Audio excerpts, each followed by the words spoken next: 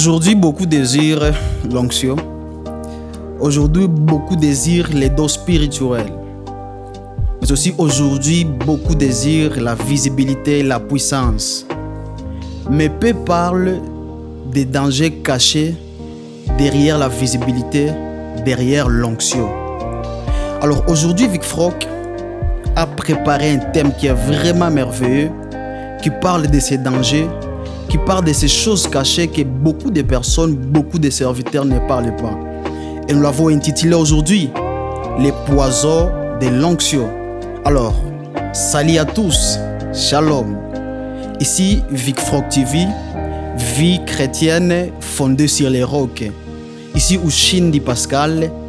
Je suis tellement béni de vous revoir encore aujourd'hui. Merci pour vos présences, merci pour vos prières. Avant d'évoluer, nous saluons nos bien-aimés qui nous suivent à la radio Alpha Omega. Que Dieu vous bénisse aussi abondamment. Et aujourd'hui, je ne suis pas seul, je suis avec un homme de Dieu, un pasteur, qui sera vraiment une grande bénédiction avec nous, une grande bénédiction pour nous et pour nos vies. Les poisons de l'onction, comme c'est tellement merveilleux et intéressant.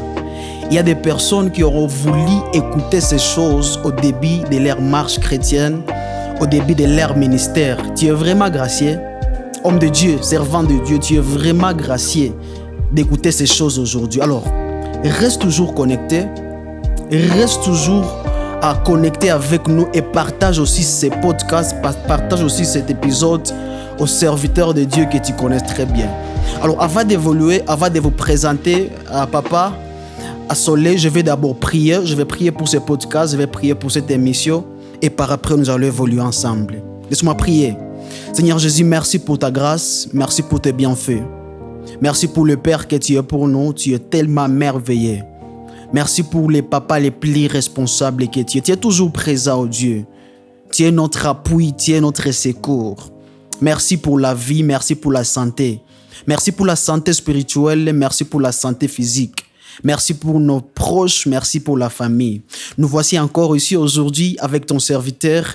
Nous allons parler sur ce thème qui est tellement merveilleux, les thèmes que les diables n'aiment pas qu'on parle. Mais aujourd'hui, nous avons pris cette décision d'échanger, de parler sur ce thème. Ma prière au Dieu est que tu puisses parler à ma sœur qui est en train de nous suivre et que tu puisses parler à mon frère au nom de Jésus. Merci parce que tu vas surveiller et tu vas, oh Dieu, toucher les cibles au nom de Jésus. Amen. Alors, je vous présente directement le pasteur. Je crois que vous l'avez déjà vu sur notre miniature. Mais avant d'évoluer, je vais quand même vous le présenter. Alors, bonjour pasteur. Bonjour mon frère, comment vous allez? En tout cas, ça va très Également, bien. bonjour à tous ceux-là qui nous suivent. En tout cas, merci beaucoup pasteur. Merci. J'espère que vous allez très bien. Par la grâce de Dieu, oui, je vais très bien. Oui. Ça me fait du bien encore de me retrouver devant vous et de savoir que vous allez bien. Oui. J'ai toujours aimé être là et par la grâce de Dieu, c'est aujourd'hui qu'il a voulu. Merci de l'invitation, merci de tout ce que vous faites pour la gloire du Seigneur. Merci. Que le Seigneur continue à vous bénir. Amen. En tout cas, pasteur, je ne peux pas manquer de vous remercier pour votre présence, surtout d'avoir accepté notre invitation. Que Dieu vous bénisse abondamment. Amen, merci. Je ne peux pas aussi manquer de le dire, vous êtes une grande bénédiction pour la ville de Goma, pour la RDC. Ma prière est que Dieu vous garde encore. Amen. Grâce à vos prières, à vos orientations, je pense que Oui. l'œuvre que Dieu a commencé à chacun de nous, il l'achèvera jusqu'à la révélation de notre Seigneur Amen. Jésus-Christ. Vous êtes bien habillé, pasteur. Merci, pareillement. Vous aussi, ça me fait du bien de vous voir ainsi habillé. C'est cool. Donc, bon cadre et je bénis le Seigneur pour tout ce que vous faites. En tout cas, c'est énorme que le Seigneur vous bénisse. Amen. Alors, pasteur, avant d'évoluer, je vais vous laisser un temps afin que vous puissiez vous présenter. Il y a beaucoup de personnes qui ne vous connaissent pas encore bien. Alors, on souhaiterait au moins connaître qui est le pasteur Soleil Baleroy.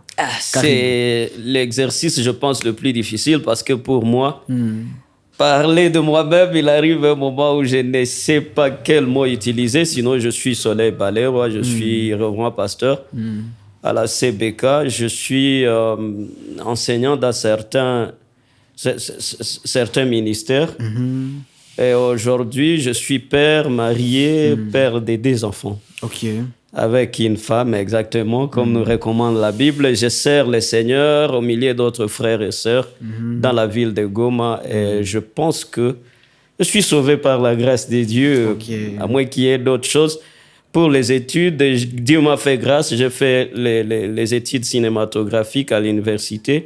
J'ai fait la psychologie, donc sciences de l'éducation et psychologie, mais aussi la théologie. Je pense que c'est le domaine dans lequel je travaille. Gloire à Dieu, pasteur. Alors, comme je l'ai dit dès le début, qu'aujourd'hui, Vic Froc a préparé ce thème, les poisons de l'onction. Alors, pasteur, dans cette émission ou cette audience, la majorité de ceux qui nous suivent sont les serviteurs de Dieu.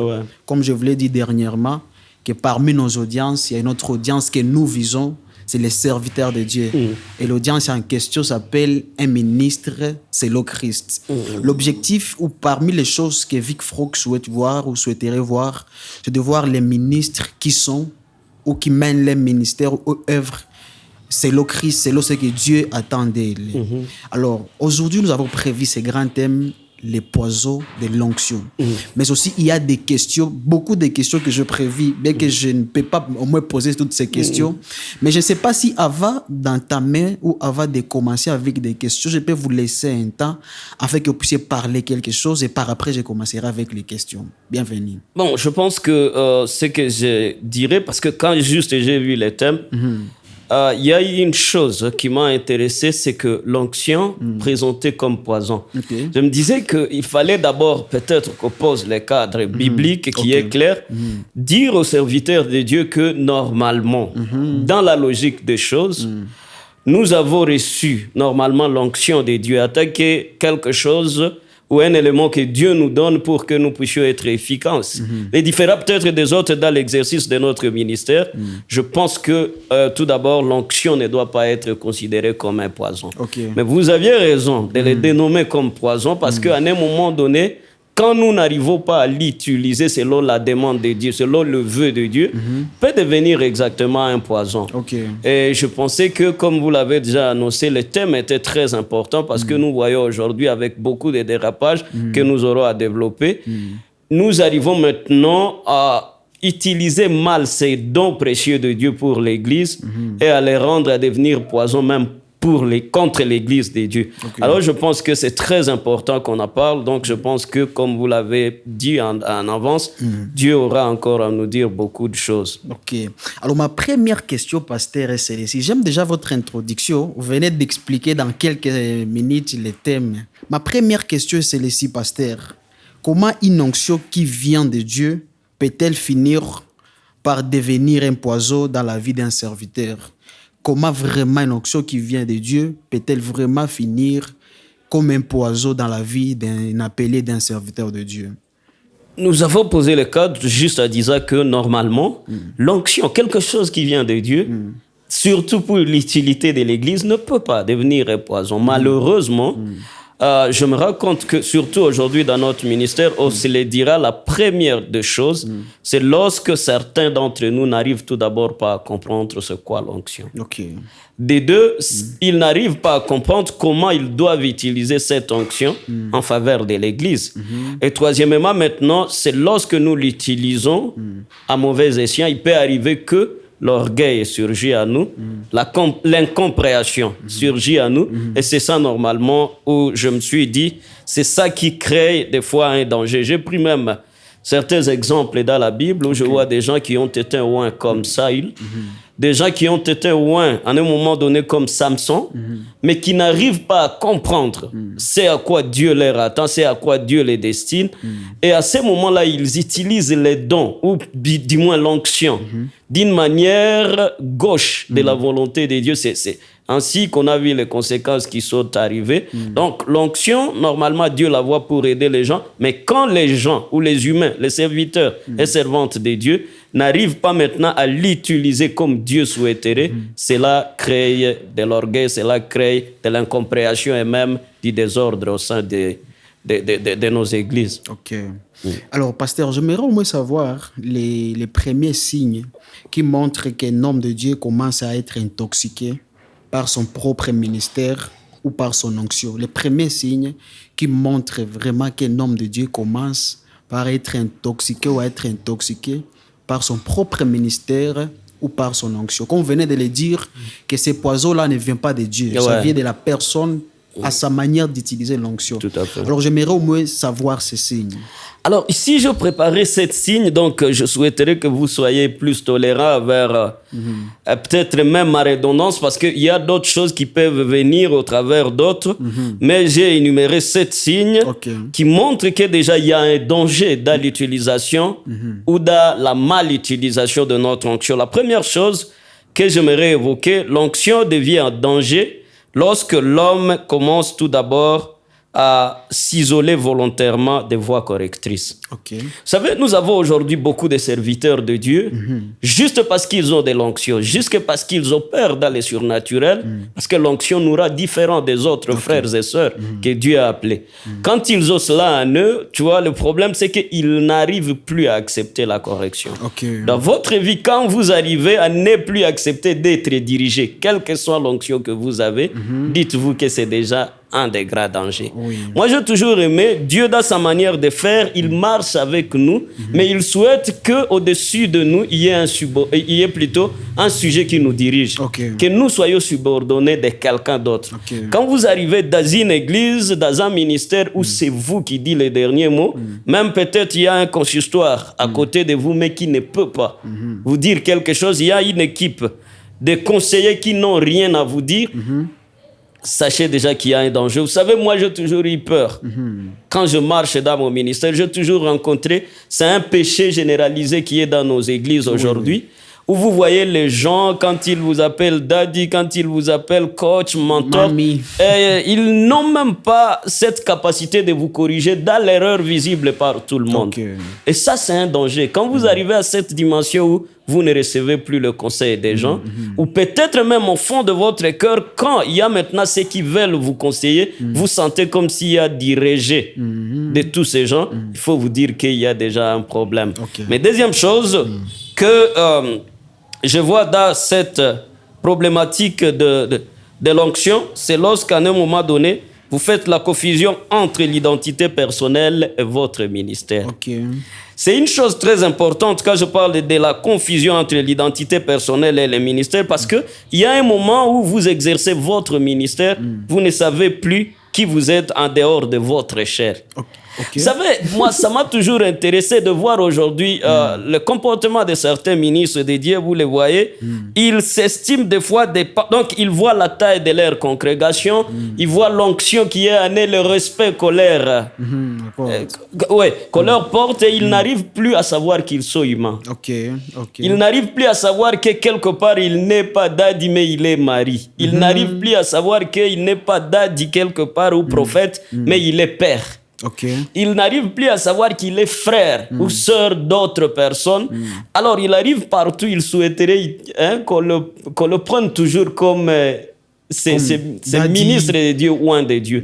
Et ça nous cause des fois des problèmes, parce que nous avons des amis, des gens avec qui nous avons étudié, des gens même qui n'estimeront jamais l'onction de Dieu sur notre vie. Ils peuvent voir, vous faites des miracles, ils peuvent voir des fois vous faites des choses extraordinaires, mais ces liens-là qu'ils ont avec vous poussent à ce qu'ils n'arrivent pas à estimer. C'est plus tard peut-être quand vous partez qu'ils reconnaissent que nous avions ici notre frère, il était capable de faire ça quand vous n'êtes plus là. Donc nous devons comprendre aussi que nous avons une vie.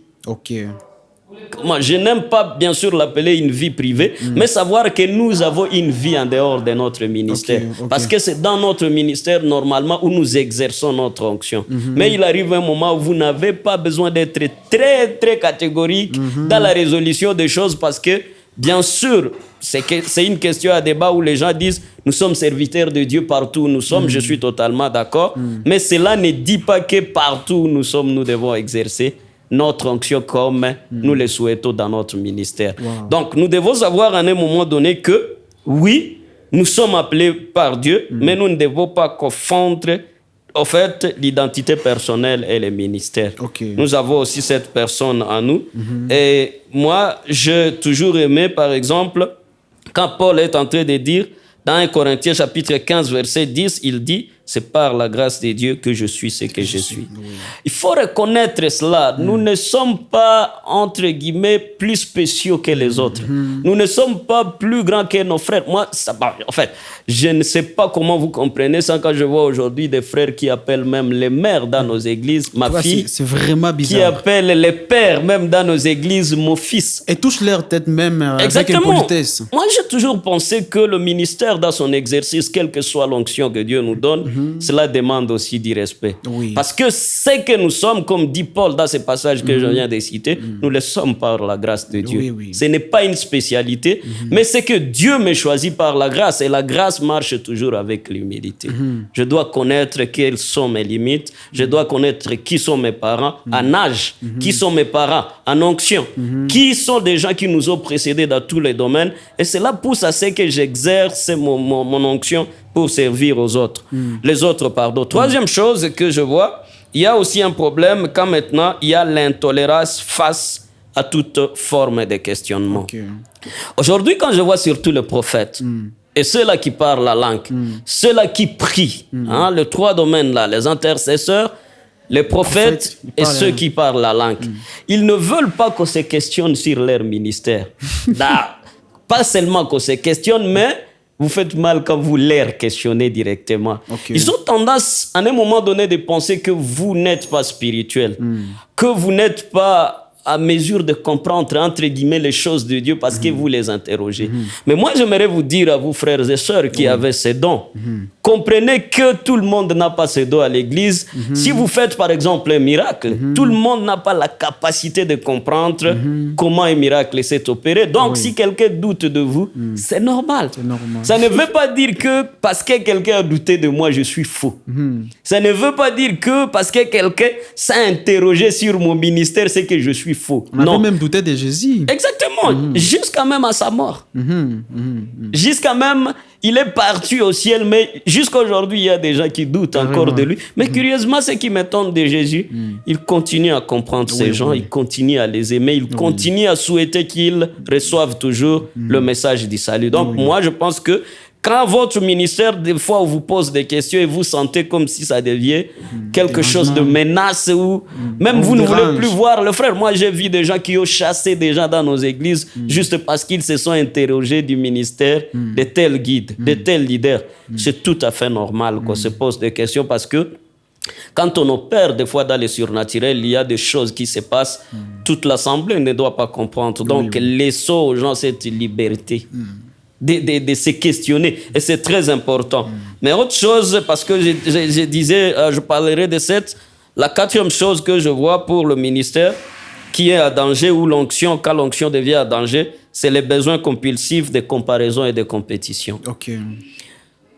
Nous pouvons travailler ou plutôt opérer dans le même domaine. À un moment donné, Dieu vous utilise. Je sais que vous faites par exemple des podcasts. Moi-même, j'ai fait des fois des émissions qui doivent être diffusées sur TikTok. Okay. Quand vous voyez des frères qui commencent à chercher des views, lui, il a eu combien de j'aime, mais moi j'ai combien. Il y a des frères même qui vont loin pour dire je dois être comme celui-là parce que lui, il gagne un grand auditoire. Je me dis ça, c'est dénaturer même l'onction. C'est dénaturer même le pourquoi de l'onction. Parce que le Seigneur ne nous donne pas pour nous-mêmes ou pour avoir de la visibilité, mais le Seigneur nous donne pour sa gloire. Amen. Or, la gloire de Dieu n'est pas dans la masse, forcément. La gloire de Dieu n'est pas dans un grand nombre déjà. Tu sais, il y a aujourd'hui, moi, je suis en train de m'étonner avec cette question où on parle des grands serviteurs de Dieu. Alors, pour nous, un grand serviteur de Dieu, c'est celui-là qui a beaucoup de vues. C'est celui-là qui a beaucoup de gens qui l'acclament. C'est celui-là qui a, entre guillemets, un ministère qui, aux yeux des gens, est grand. Mais ça ne veut pas dire forcément que quelqu'un qui a un grand nombre de followers, c'est celui qui est applaudi aussi par Dieu. Il y a des gens, j'ai toujours dit aux gens qui ont des petits ministères, j'ai dit, ne vous sentez pas découragés parce qu'il y a des gens qui ne sont pas plus grands que vous, mais ils ont eu la chance d'avoir des caméras en va que vous. Okay. Donc, dans ce monde, il y a des gens qui, pas forcément qui sont grands que les autres, mais ils ont eu des opportunités qui les ont propulsés plutôt Donc, ils les ont mis en avance. Et ces gens, maintenant, quand ils paraissent devant nous, on dit grand pasteur, grand prophète. Non, ce n'est pas un grand prophète. C'est un grand showman. C'est quelqu'un qui a eu la visibilité tout simplement plus que vous. Et quand nous parlons de l'onction du ministère, nous devons tous comprendre que, en fait, je peux enseigner à 1000 personnes, mais l'onction touchera seulement une personne. Carrément. Donc, ça ne veut pas dire que parce que j'ai de la masse, c'est que j'ai aussi l'approbation de Dieu. Non. Il y a des gens qui ont plus de gens, mais d'autres qui ont moins de gens et qui touchent des vies plus que même ceux-là qui ont beaucoup de gens.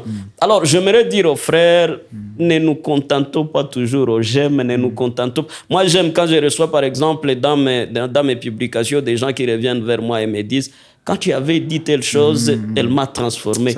Elle m'a encore donné cette envie d'échanger. Moi, c'est ce genre de commentaires qui me touchent et qui me poussent d'ailleurs de continuer. Parce qu'il y a des moments aussi où quand je vois avec cette course et des j'aime, où les gens veulent se comparer aux autres, je me dis, apparemment, je dois laisser ce travail. Je me rappelle un jour, j'étais à Butembo, un ami m'a demandé, tu es TikToker ou tu ne l'es pas? Sa compréhension des TikTokers, je voulais même abandonner, je me dis, bon... Comment on doit me considérer comme tout autre TikTok, des influenceurs, en fait?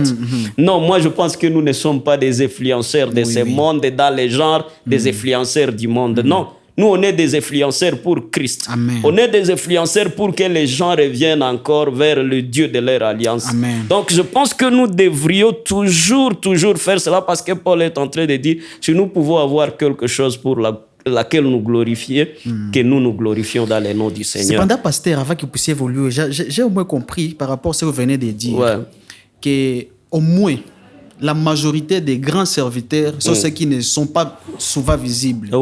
Et ceci crée souvent des problèmes avec des jeunes serviteurs. Et ils se disent que mon pasteur, qui n'est pas toujours sur les affiches, n'est pas ingrat. Je dois au moins poursuivre le pasteur qui est connu, qui a beaucoup des abonnés sur YouTube. Et ces jeunes font beaucoup des erreurs. En tout cas, que Dieu nous fasse grâce, pasteur. Un ministère, normalement, ne devrait pas être jugé par le nombre ou la multitude. Un vrai ministère est jugé par sa capacité d'impact des vies, de transformation des vies dans notre société.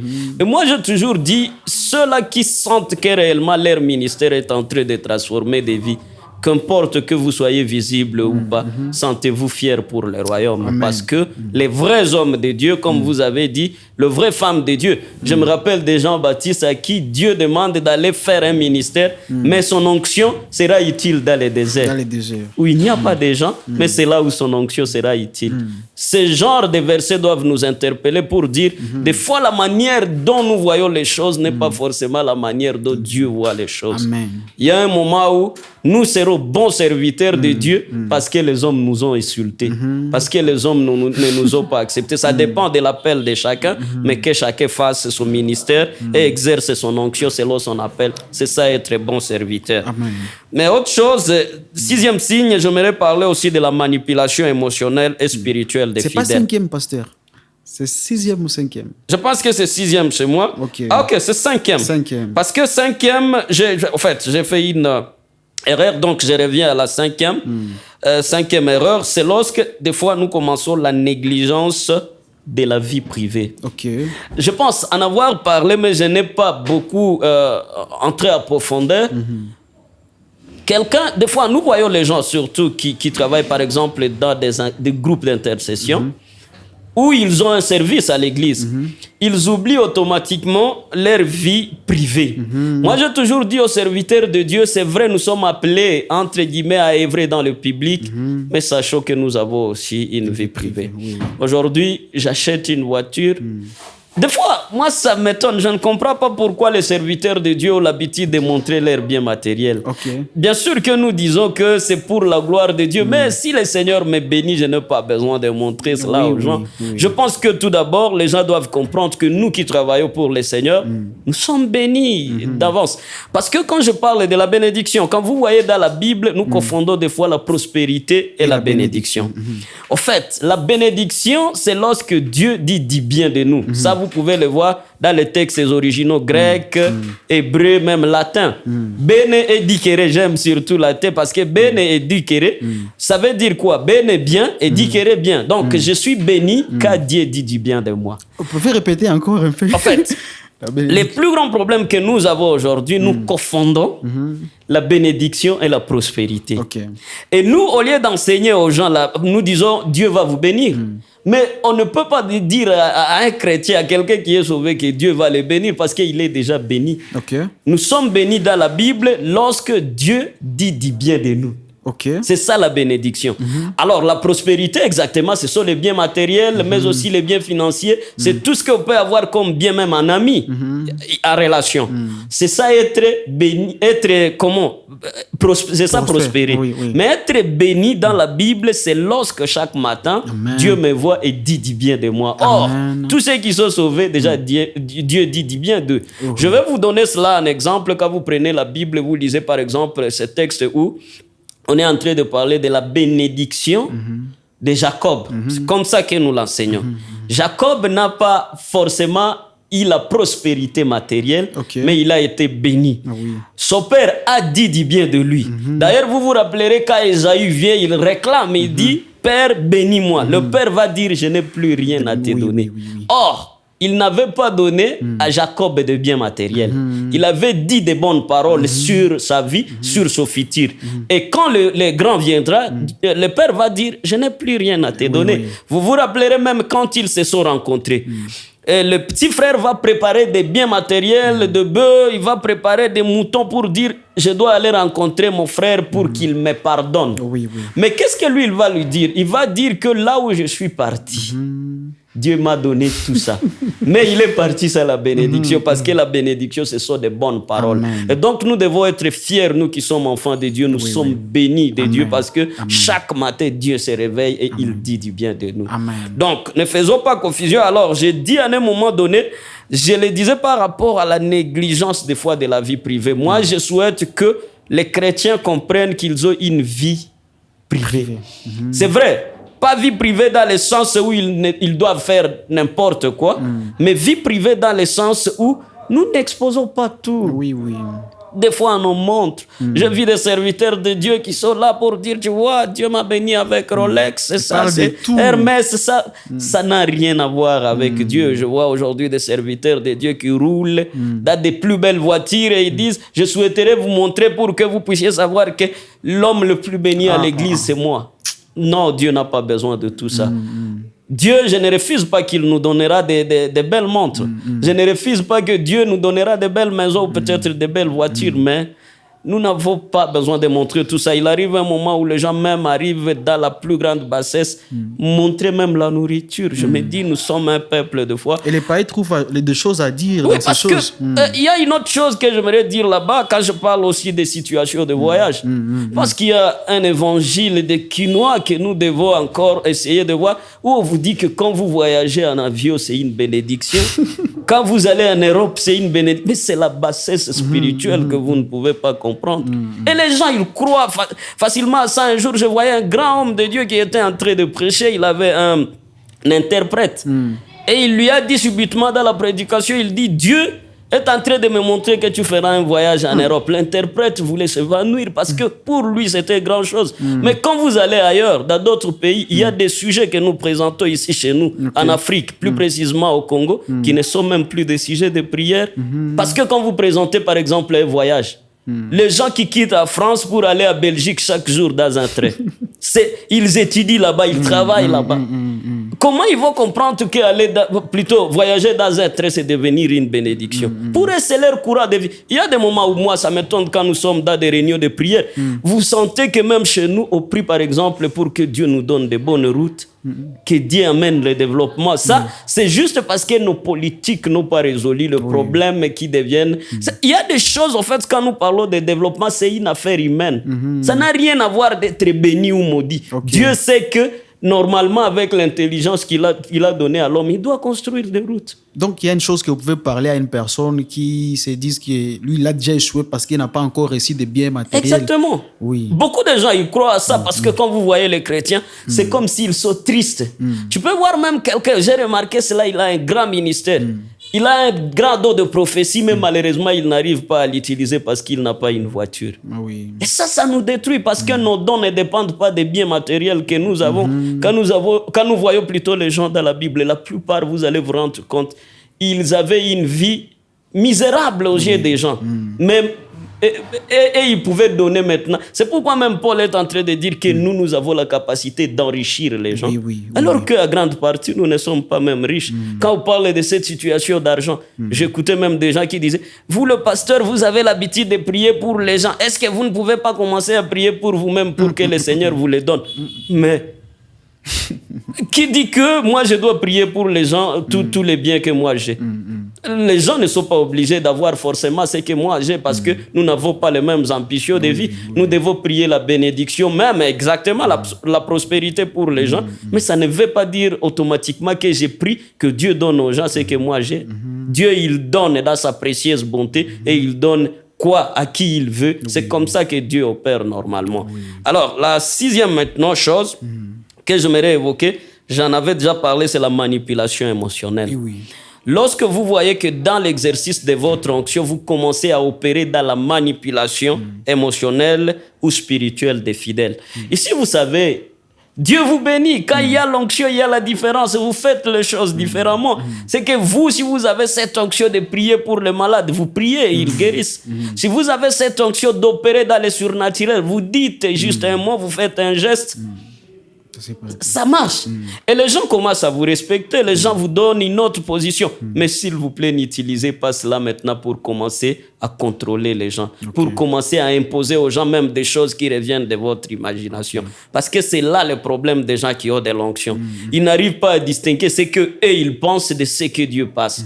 Ils n'arrivent pas à comprendre qu'il y a des choses que eux ils peuvent comprendre dans les dimensions surnaturelles ou plutôt dimensions célestes, spirituelles, que même les fidèles ne peuvent pas comprendre. Moi, je pense que nous qui avons des dons, chacun dans la différente manifestation, nous qui avons l'onction de Dieu, nous sommes normalement des canaux. Nous sommes des ponts.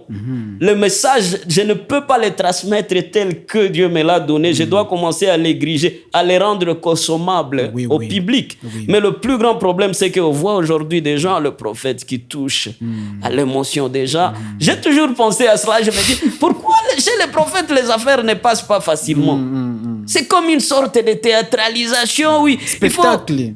Des spectacles, je me dis, pourquoi ça se passe toujours comme ça? Est-ce que Dieu ne peut pas parler? Moi, ma mère a été une prophétesse, mais j'ai toujours aimé ses prophéties.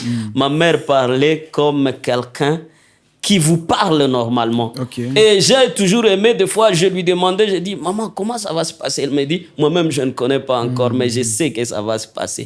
Vous sentez cette humilité dans la prophétie, et quand ça se réalise, vous sentez que c'est une servante de l'Éternel que vous avez rencontrée. Quand je vois des choses aujourd'hui qui se passent en ligne, je me suis toujours dit d'ailleurs, avec nos chaînes de télévision, il faut qu'on tire attention.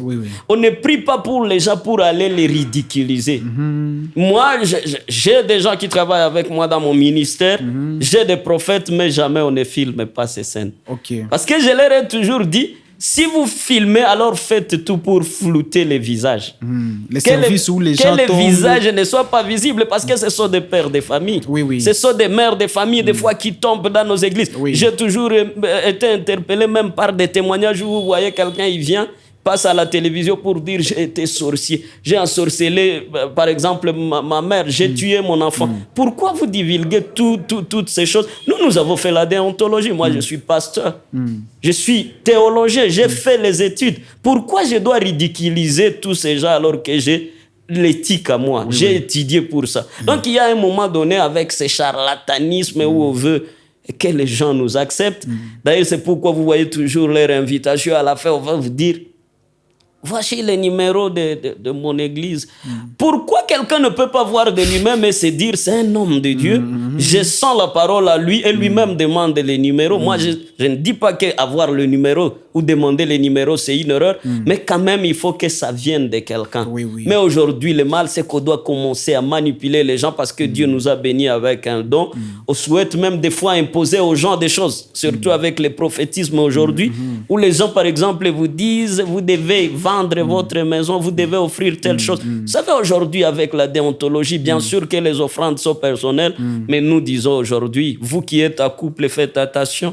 Ne donnez pas des offrandes, des grandes offrandes, sans aller consulter les gens de votre famille, sans aller comment une femme peut donner une maison alors qu'elle n'a pas encore consulté son mari. C'est là où il y a beaucoup d'erreurs aujourd'hui. Tu trouves une femme qui appelle son pasteur papa, mais qui n'appelle pas son mari papa à la maison. C'est ça le plus grand problème que nous avons. Les respects envers les dadis, mais nous ne respectons pas nos parents.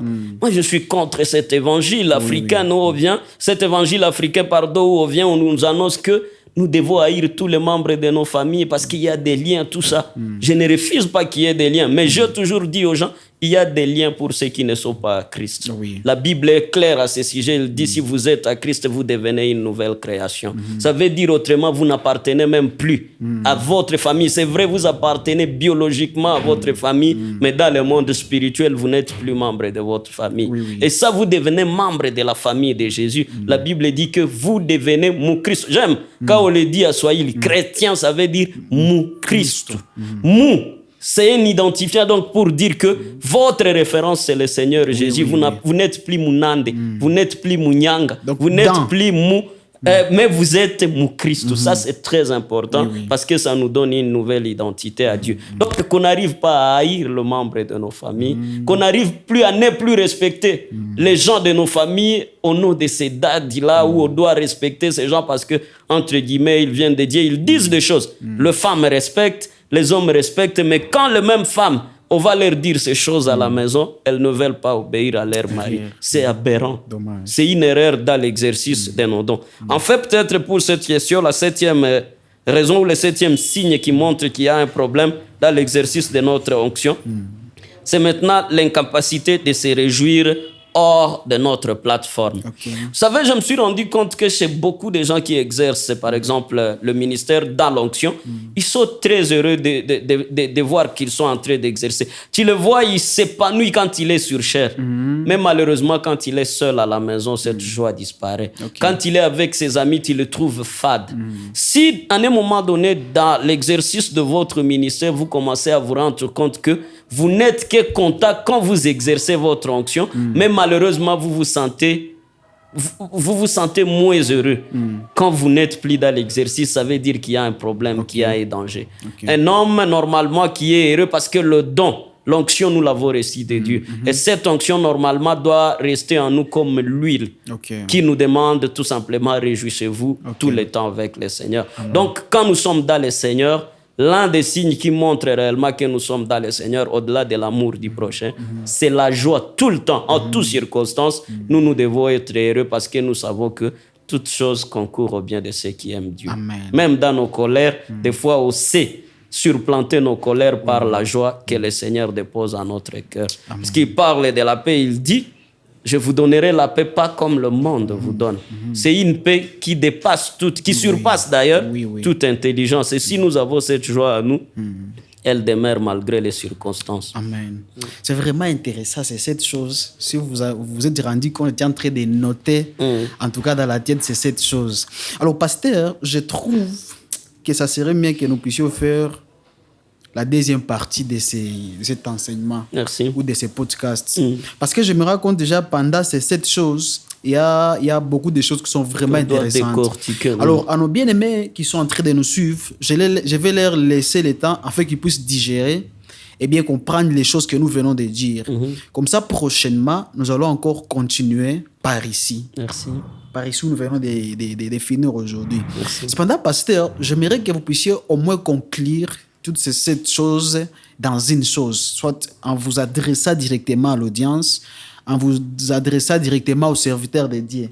S'il y a une chose que vous pouvez dire, s'il y a une chose que Dieu mettra dans votre cœur, afin que vous puissiez vous adresser directement. Mais avant de le faire, il y a une question que j'aimerais au moins poser en Swahili. Par rapport à la deuxième chose, là où vous étiez en train de parler sur certaines choses, que tu peux être un serviteur, mais toutes ces personnes ou toutes tes proches, avoir les considérations. Alors, j'aimerais poser cette question en Swahili, pasteur. Est-ce que quelqu'un peut être un pasteur? Nous, on est soit pasteur, nangali jeune, et puis en étant jeune, à quoi na va Christo, ni va papa, va maman, et puis à quoi na muita père spirituel, comme vous étiez en train de le dire, il est encore célibataire, mais soit dans son église ou dans les ministères, il y a des papas, il y a des mamans. Est-ce que bibliquement parlant, est-ce qu'on peut normaliser ces côtés-là? Mais aussi, si je peux bien encore éclaircir ma réponse, déjà Jésus, il était Dieu, on accepte. Mais étant ici sur terre, je crois, physiquement ou humainement, il était vraiment célibataire, Jésus. Et il a vraiment impacté, il a vraiment béni. Et la majorité de ses disciples, quoi, même âgés que lui. Alors, j'aimerais savoir, partant de Jésus, parce que est-ce que quelqu'un peut conduire l'assemblée? Est-ce que vraiment quelqu'un... Surtout nous, on a habitué tout le monde comme TikTok, nous avons vu qu'on a une croise. Parfois, c'est une fungue. Je vois des petits frères, comme live, comme TikTok, qu'on a prophétisé papa, daddy. Alors, j'aimerais savoir, papa, j'aimerais savoir, pasteur, à part les cas à Jésus, parce que nous avons comme exemple, est-ce que dans notre génération, est-ce qu'il y a une nuire aux paroles de Dieu? Est-ce qu'il y a épathie, ceux qui n'ont pas mis Jésus Christ maneno? Et quand vous allez finir à répondre, vous allez directement conclure avec ces 7 choses que vous venez de dire. Et par après, nous allons finir. Alors, quand vous étiez en train de parler, je cherchais ici un verset que nous pouvons lire dans Matthieu 23, chapitre 9. Je pense que aussi, ni ta répondre, bien sûr, na Swahili, lakini nina isoma na Kifaransa. Sawa. Matthieu chapitre 23, verset 9. Bible qu'on a pas, n'appelez personne sur la terre votre père, car un seul est votre père, et c'est lui qui est dans les cieux. Ah ouais, je sais que ça risque de créer encore beaucoup de problèmes, mais je m'arrête à la Bible. Normalement, personne ne doit s'arroger une place à père. Quand nous parlons de nos pères spirituels, non. Il y a aujourd'hui beaucoup de dérapages où je me dis, en quoi il est devenu? En quoi? On peut appeler quelqu'un père spirituel ou père dans la foi. Exactement, mais la Bible, parce que Jésus ici parle à ses disciples, il dit, n'appelez personne père, parce que vous avez un seul père. Ce que Jésus voulait, c'est qu'une église, c'est lorsque même, entre guillemets, ceux qui se considèrent comme des pères spirituels peuvent se considérer comme des frères en Christ. Amen, pasteur. Parce que en fait, leo titrologie hii kukuwa napenda ukubwa mu makanisa, c'est ça qui tue nos églises aujourd'hui. Oui. Si chacun pouvait se considérer comme frère, alors là nous aurons une condition, Jean chapitre 13 verset 35, où la Bible est en train de parler de on ceci. Les gens reconnaîtront que vous êtes mes disciples lorsque vous aurez de l'amour les uns pour les autres. Amen. Les pères n'ont pas besoin de traiter forcément les enfants avec amour. Pas forcément. Mais quand on devient frère dans la dimension spirituelle, la fraternité est obligatoire. Amen. Et quand la fraternité devient obligatoire, personne ne fait plus mal à personne. Personne n'envie personne. Nous sommes frères tous parce que nous avons un seul père. Alors, moi, aujourd'hui, je n'entrerai pas dans ces polémiques-là, il y a eu les débats, parce que comme vous avez dit, peut-être on aura le temps où on va développer avec le père spirituel. Mais ce que je souhaiterais dire est que qui que vous soyez, révérend, bishop, pasteur, que vous ayez eu le titre et à guide, mentor sur les autres, s'il vous plaît, où y exercer mon humilité. Moi, je suis un Africain. Et nous savons l'éducation de base pour nous, un Africain. Comment moi, je vais commencer à appeler mes parents Maramua Minasema Bamekwa Batoto Yango. Moi, mon père est pasteur. Révérend. Moi-même, je suis révérend pasteur. Mais est-ce que je peux arriver maintenant, ou si, dis-moi, mon père arrive Kukanisa et Nyemini Kona Ungoza? Parce que lui, il est à la retraite, automatiquement, il est devenu mon fils. Je pense que À un moment donné, il faut qu'on réfléchisse, que nous soyons polis. Oui, oui. Ici, je ne dirais pas que nous soyons chrétiens, mais s'il vous plaît, chrétiens, ni benye mungu amepatia onction hatukata le mafuta, mais soyez tout simplement polis. Pasteur Solé, j'aime beaucoup le cœur de l'apôtre Paul. Ouais. L'apôtre Paul pouvait appeler la personne qu'il a donné l'hérédiment, la personne qu'il a commencé avec lui dans la foi, frère. Considérer les frères honnêtes. Donc, le cœur de l'apôtre Paul, c'est que nous sommes en train de manquer. Ça, c'est profond. Moi, je me dis que si nous sommes frères les uns pour les autres, les dons, en fait, tunakutaka ke inakuya juu ikie ni saidia, mais don hayaka rendre mutu mara moya différence en ami. Parce qu'il exerce un don, bien sûr, que je n'ai pas, mais c'est mon frère. Et s'il gagne dans ses dons, c'est pour mon bien, c'est mon frère. Okay. Mais quand un père gagne, c'est ça, c'est bien. Quand un père gagne, si nata droit ya kumuuliza, mais quand un frère gagne, ndaenda kwenye iko muna mwambia master.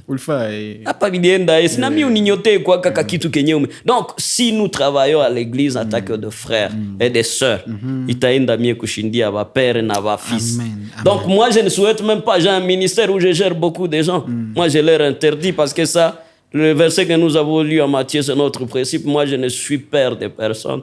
Je leur dis, nous avons un seul père, Nimou. Quand nous arrivons ici, je suis coordonnateur, je suis tout ce que vous voulez. Il ne vous appelle pas papa? Non, bon, papa, dans le sens, c'est un respect africain. Ok. Oui, parce que aussi, ça n'exclut pas que ma maman, elle me voit des fois, ça ne veut pas dire que ni mon cadre ya kuoneana. Et s'il se lève du haut de la chair, il dit, Pasteur Solé, c'est lui mon père spirituel.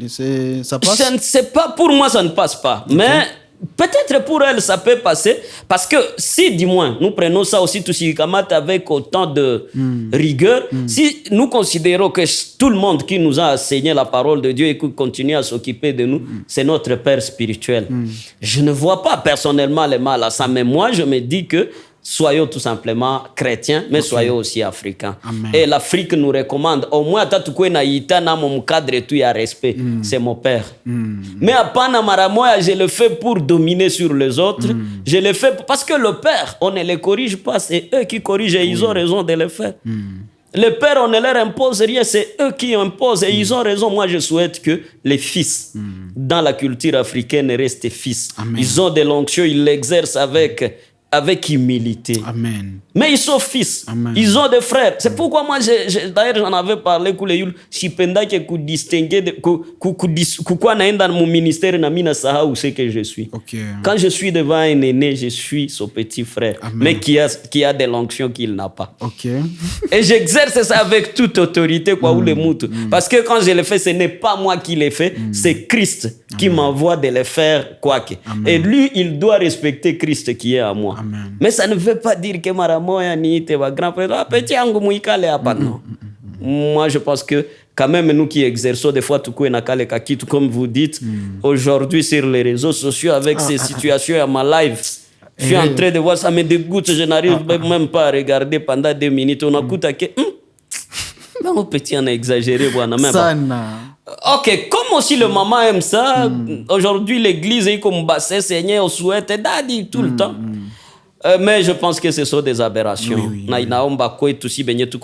Surtout dans les services du Seigneur, il y a encore un grand avenir devant nous. Alors, je pense que kulikuwa question ile yenye uliévoqué sasa ya mwisho. Je vais prendre ça comme un conseil que juste je vais donner à mes frères et sœurs. Vale venir biko déjà na onction. Alors, là, je serai obligé de revenir en français parce que Kipindie, tu es quoi en français. Donc, j'ai écrit que si je pouvais avoir cette opportunité d'être avec vous, à cet estrade comme majestueux où Dieu parle au travers plusieurs serviteurs et à plusieurs vies, la première chose que j'aimerais donner comme conseil, surtout aux frères et sœurs qui sont en train de nous suivre, c'est de cultiver le secret avant de chercher la scène. Okay. En fait, Dieu souhaite tout d'abord partir avec nous à tout raboter, à tout tengenese quand nous sommes dans les secrets, plus que quand nous sommes dans le public. Ok. L'un des plus grands problèmes, c'est que nous sommes des fois meilleurs quand nous sommes en public, mais piètres quand nous sommes en secret. Ok. Mais quand Dieu souhaite travailler avec nous, reconnaissez-le que c'est ce que vous continuez à faire accroître dans les secrets, c'est ce qui bénit les gens dans le public. Oui, oui. Donc, que Dieu nous aide si nous sommes intercesseurs. Toi, on sait quoi quand ça va intercesseur et va nous secret. Toi, on sait quoi va les pasteur et va nous secret. Que ce cœur de berger demeure en moi-même quand je suis dans les secrets. Amen. Que j'exerce mon ministère vraiment avec prière, avec pleurs, avec supplication, comme disait l'apôtre Pierre, même dans les secrets. Que les gens n'aillent pas rencontrer soleil, moyen comme public, le soleil, moyen dans les secrets. C'est deux personnes qui sont différentes dans l'exercice de leur onction. Deuxième chose que j'aimerais peut-être corriger, conseiller plutôt aux frères qui sont, ou aux sœurs qui sont en train de nous suivre. On avait déjà parlé de ça longuement dans cette émission. Soumettez-vous à une autorité spirituelle réelle, mais pas décorative. Quand je dis réelle, mais pas décorative, le problème, c'est quoi aujourd'hui? Nous voyons des frères et des sœurs qui vous disent, mon mentor, c'est le pasteur tel. Mais est-ce que ce pasteur tel connaît qu'il est votre mentor? Des fois, mon père spirituel, c'est tel pasteur, parce qu'exactement, il a de l'engouement, il a un grand public, il travaille sur des réseaux sociaux. Celui-là, c'est mon maître dans la foi. Mais est-ce que vous êtes déjà convenu avec lui? Parce que là où les pères sont, les fils doivent se reconnaître comme état donné des fils, mais aussi les pères se reconnaissent comme tels. Comment tu vas dire que tu es fils de telle famille alors qu'on ne te reconnaît pas dedans? Donc, il faut à un moment donné qu'il est décoration qu'on arrive à abandonner ces choses. Ça n'honore pas Dieu. Que nous ayons des pères qui sont des pères réels, une autorité spirituelle réelle, qui peut tourner sur moi quand ça ne marche pas, qui peut m'orienter quand ça ne marche pas, qui peut découvrir ma peine. Tu sais, il y a des moments où nous arrivons dans nos églises avec des douleurs qu'on ne peut pas exprimer, mais que nous ayons des pères qui peuvent regarder en disant, quand j'ai regardé mon fils, quand j'ai regardé ma fille quelque part, si nous pouvons avoir des pères pareils, ça va faire du bien. Troisième conseil, c'est d'investir autant dans votre caractère que dans votre charisme. Le charisme, c'est le don. Le charisme, c'est des fois ce qui apparaît. Mais le caractère, c'est ce que nous sommes réellement. Moi, je souhaite que Dieu nous aide encore, nous qui avons l'onction, de travailler aussi notre charisme. Autant plutôt de travailler notre caractère. Il y a des gens qui œuvrent beaucoup sur leur charisme, comment ils vont paraître devant les gens, mais ils ne travaillent pas sur leur être. Parce qu'aujourd'hui, nous sommes dans le monde du paraître. On veut plus paraître qu'être. Moi, je souhaiterais plus que nous puissions aussi travailler sur notre être. Si tu es bon, ne sois pas bon en public, mais tu es mauvais en secret. Si tu es, par exemple, doux, ne sois pas doux en public, mais méchant en privé. Travaillons d'abord notre caractère avant d'aller exercer en public. En fait, peut-être pour aujourd'hui, comme nous continuerons avec l'émission à la prochaine, ou quand Dieu nous donnera l'opportunité, apprenez aussi à vous réjouir du succès des autres. C'est tellement important et je veux finir ce conseil par là. Parce que quand le Seigneur donne à l'autre du succès, normalement, c'est aussi pour mon épanouissement. Dieu ne donne pas à l'autre pour me dénigrer, pour que m'y animalise. Dieu donne des fois aussi du succès à l'autre pour que j'en bénéficie. L'un des plus grands problèmes aujourd'hui de l'Église, parce que tout le monde veut devenir tout le monde. Tout le monde veut ressembler à tout le monde, alors que Dieu nous a donné divers dons, divers ministères pour que nous soyons de l'aide. L'onction qui est sur moi, normalement, bien que je peux être bénéficiaire, mais Dieu, au fait, ce qu'il veut, c'est que l'Église en bénéficie. Et si chacun maintenant commencera à se réjouir, en voyant l'autre faire pour le royaume des cieux, ça va permettre à ce que nous puissions produire des lèvres. Moi, aujourd'hui, je me dis, peut-être il faut que nous, que Dieu a bénis avec des ministères, qu'on se mette encore ensemble, essayons de réfléchir sur des activités zénieziko. Tous les chrétiens, ils se rencontrent, par exemple, et ils disent, aujourd'hui, tous les ministères qui œuvrent ça, Dieu a balé baïmbadji. Pourquoi nous ne pouvons pas nous mettre ensemble et faire des grands concerts dans la ville de Goma? Ces frères qui travaillent, par exemple, dans la prédication, plutôt que de commencer à nous critiquer les uns les autres, Touanze Gomban, est-ce qu'il ne peut pas y arriver un moment où nous nous mettons tous ensemble et que nous faisons activité à Payakabambi où nous allons faire la promotion. Parce que vous avez votre public. Moi, j'ai les miens.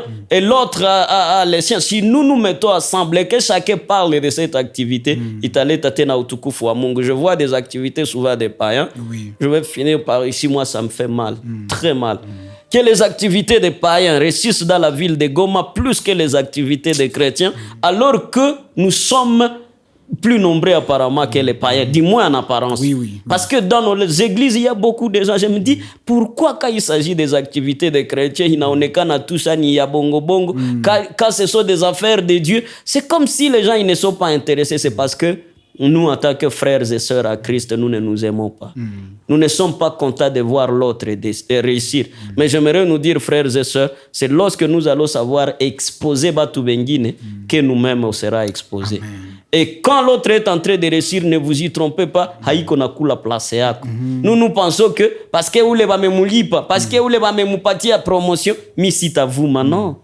Non, chacun a sa place. Amen. Chacun a sa place. Le royaume à Mungu, c'est un royaume où il y a la place pour tout le monde. Si chacun commençait à accepter. Paul est en train de dire cela à Philippiens chapitre 2. Il dit que chacun voit l'autre meilleur que soi-même. Si nous arrivons à cette dimension, je pense que l'évangile va encore accroître, l'onction aura plus de puissance. Amen. Et chacun marchera dans la volonté de Dieu. Amen. Merci beaucoup, pasteur. Nous sommes tellement bénis aujourd'hui. Merci pour tout ce que vous êtes. Que Dieu vous bénisse abondamment. Non, c'est un plaisir. J'ai été autant béni par votre présence, par l'équipe, mais aussi par le cadre. En tout cas, je prie à ce que le Seigneur, à Komali Sei, je prie à ce que je sais que vous avez des ambitions, je sais que vous voulez aller loin. Si vous pouvez me permettre, même comme Hamouni autorisé, je voudrais demander aux frères et sœurs si vous pouvez soutenir cette émission, ce programme. Je sais qu'ils ont beaucoup des ambitions. En tout cas, contactez-les pour qu'ils vous en parlent. Mais je sais que si kila mutu akati akakitu, ça peut contribuer à Dieu à l'évangile. Ça, c'est un grand cadre. Amen. Et il bénit beaucoup. Moi, je suis toujours là derrière, je vous suis. Et je continuerai à vous suivre. Je souhaite que tout le monde vous suive. Donc, je bénis le Seigneur. Merci de m'avoir invité. C'est un honneur et j'en parlerai autant que possible. Merci, que Dieu vous bénisse. Amen. En tout cas, merci beaucoup, bien-aimés, de nous avoir suivis jusqu'à la fin. Tellement béni de vous revoir jusqu'à la fin. Tellement béni d'avoir été aujourd'hui avec Pasteur Soleil Baleroy. Il est vraiment une grande bénédiction. Et heureusement, si vous avez besoin de commencer à le suivre, à commencer à voir ces choses, il a une chaîne WhatsApp, je crois, c'est Pasteur Soleil Baleroy. Même sur Facebook, il y a aussi une page Facebook Pasteur Soleil Baleroy. Il est une grande bénédiction. Alors, avez-vous besoin de nous contacter? Il y a notre numéro qui sera en train de passer ici en bas. Vous pouvez nous contacter, vous pouvez parler avec nous. Mais aussi, il y a notre mail que vous allez trouver dans la description de cette vidéo. Et cela sera pour la gloire de Dieu. Alors, que Dieu vous bénisse abondamment. Comme je l'ai dit, encore prochainement, nous serons avec Pasteur Soleil. Je ne sais pas si ça sera quel jour, mais à très bientôt, nous serons encore avec lui. Et ceci sera une grande bénédiction. N'oublie pas de partager. N'oublie pas de t'abonner, ce n'est pas encore fait. Mais aussi, n'oublie pas de laisser les commentaires, de laisser tes impressions, de laisser ce qui t'a béni en commentaire. Que Dieu vous bénisse abondamment. Alors, je vais laisser au pasteur de prier pour vous, de prier pour nous et de prier pour la suite. Bienvenue, pasteur. Prions. Seigneur, notre Dieu, nous élevons ton nom. Nous bénissons ce moment parce que tu nous as parlé. Nous avons échangé, mais ce n'est pas, Seigneur, nous, c'est au Saint-Esprit qui était en train de communiquer entre nos voix, entre, Seigneur, nos gestes, entre tout ce que nous avons eu à faire ici. Nous te bénissons pour ce moment ô combien enrichissant, Seigneur. Je bénis, Seigneur, cette émission. Je bénis, Seigneur, le présentateur. Je bénis, Seigneur, toute l'équipe de la réalisation qui fait que cette émission soit ce qu'elle est, Seigneur. J'ai eu à m'entretenir avec eux. J'ai compris que c'est une équipe qui a tellement de projets pour l'honneur, Seigneur, pour ta gloire. Je prie, Seigneur, que tu puisses le bénir. Amen. Que tu puisses ouvrir les portes. Surtout que tu touches le cœur de mon frère, de ma soeur qui veut aider, mais ne sait pas comment il peut le faire, qu'il ait à les contacter. Et surtout, Seigneur, que ce qu'il va donner puisse aussi aider pour la gloire de ton nom. Amen. Seigneur, ces moments, nous nous abandonnons entre tes saintes mains, à tes bénissants, pour différentes onctions que tu as déposées à chacun de nous. Il y a beaucoup d'auditeurs qui nous suivent, des téléspectateurs qui nous suivent à la maison, qui ont aussi des dons, Seigneur, qui ont aussi leur onction. Nous te supplions par ta grâce de faire en sorte que nous puissions briller, Seigneur, pour ta gloire. Amen. Toi, tu dis que nous sommes les sels, nous sommes la lumière pour ce monde. Tu ne dis pas que nous serons, tu dis que nous sommes. Amen. Notre prière, Seigneur, par ta grâce, nous lions avec ces frères, ces sœurs qui nous suivent à la maison pour que chacun de nous, Seigneur, arrive à exercer l'onction que tu as déposée sur lui au travers divers dons qu'il a, Seigneur. Nous croyons à toi, Seigneur. Nous croyons que tu vas nous aider. Nous croyons, Seigneur, que cette ville où nous sommes, que chacun là où il habite, Seigneur, sera encore impacté pour ta gloire parce que tu nous appelles pour nous interpeller. Amen. Et nous avons compris, Seigneur, c'est à quoi tu nous appelles. Amen. Bénis-nous, Seigneur. Guide-nous, Seigneur. Nous voudrions être pour toi tout au long de notre vie. Jusqu'à ce que tu reviennes, Seigneur, nous sommes tout à toi. Au nom de Jésus. Amen. Amen. Merci beaucoup. Que Dieu vous bénisse et que Dieu nous donne une bonne fée. Amen. Amen. Merci beaucoup. Merci.